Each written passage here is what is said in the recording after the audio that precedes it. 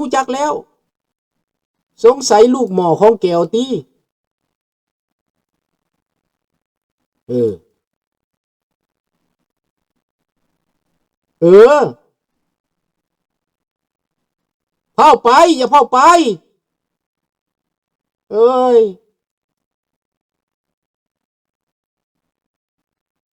แก้วหัวขอดอีหลี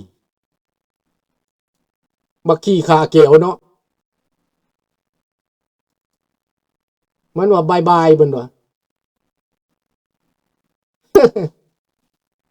ลูกแก้วก็ให้มันเว้าแหน่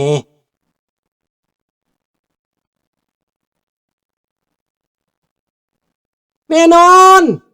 ลุงผู้เดี๋ยวนี้นะบ่แม่นฝรั่งตอบโต้อังกฤษตอบโต้ดอกล้านว่ายูเครนนี้ต้องมีอยู่ในมือแล้วมีอยู่ในมือแล้วถ้าสั้นบ่การเฮ็ดขนาดนั้นดอกตุ้มไปกระตุ้มมานี่แหล้วยูเครนอาจจะมีอยู่ในมือแล้ว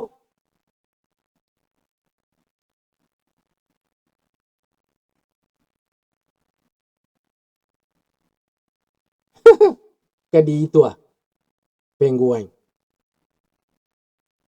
นักเรียนลาวไปเรียนอยู่โซเวียตแต่ก่อนส่วนหลายก็แม่นเรียนอยู่รัฐยูเครนแม่นเป็นหยังสิบ่แม่นนักเรียนตกค้างอยู่ในนั้นคันพวกไปเรียนอยู่ซิเบเรียบ่ได้หยังเด้ลุงประกันมาจากลาวผู้หนึ่งน่ะน้องชายนี่ก็บ่แม่นพี่น้องดอกแต่ว่าประกันเรามาเราไปเรียนอยู่โซเวียตเรียนอยู่ซิเบเรียพุ่นบ่มีอันกินไปยิงนกแกงแกกินแล้วอ่ะไปเรียนหยังเฮือนเคียนหมอไผบ่เรียนหยังเรียนปั๊มน้ำบ่จังซี่แหละมาแล้วก็บ่ได้อยู่เมืองลาวก็ป๊บหนีตูนมาอยู่ต่างประเทศนี่แล้วลุงประกันมานะมาทมิตรเราก็เว้าแต่เรื่องโซเวียตนั่นแหละเราบ่ทันเข้าใจได้จนเราบ่ได้ไปอยู่อเมริกาเราจังฮู้จักว่าโอ้มันเฮียนมันปลุกระดมล่างสมองจนว่าเข้าใจว่าแม่นโซเวียตนี่เก่งได้เก่งกว่าโลกเสรีได้บัดเราได้ไปอยู่อเมริกาแล้วเดี๋ยวนี้โอ้เราเว้าไปเรื่องใหม่แล้วบัดนี้เราเข้าใจแล้วบัดนี้มันเป็นแบบนั้นเพราะว่าเขาโฆษณาส่วนเสือก็แบบเดียวที่เฮานี่บ่เคยเว้าเรื่องคุณงามความดีเฮาบ่ได้เว้าว่าอเมริกาให้หยังคนแน่ในโลกนี้แม่นยูเครนมีนักเชี่ยวชาญหลายมีเอนจิเนียร์หลายแม่นอันนี้แม่น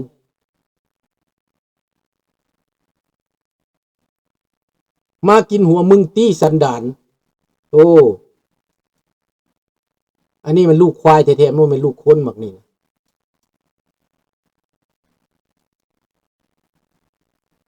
บักนี่มันลูกควายมันบ่เปลี่ยนดอกคนประเภทนี้นะพี่น้องบ่สามารถเปลี่ยนหยังได้เนาะมันบ่สามารถเปลี่ยนหยังได้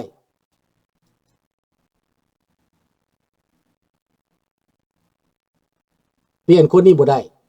เปลี่ยนใจมันบ่ได้เพราะมันล้างสมองไปแล้วขี้มองมันเปื่อยแล้วเนาะเอาล่ะมื้อนี้ขอบอกขอบใจท่านผู้ฟังผู้ชมทุกท่านลุงมาเน้นมื้อนี้เน้นประเด็นเบาๆ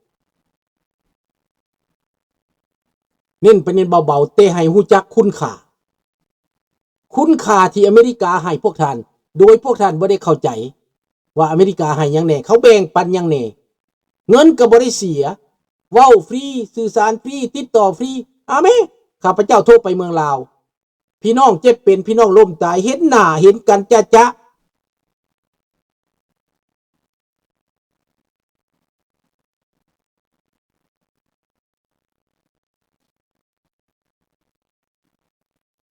แม่นไพ่ใบใหม่ของยูเครน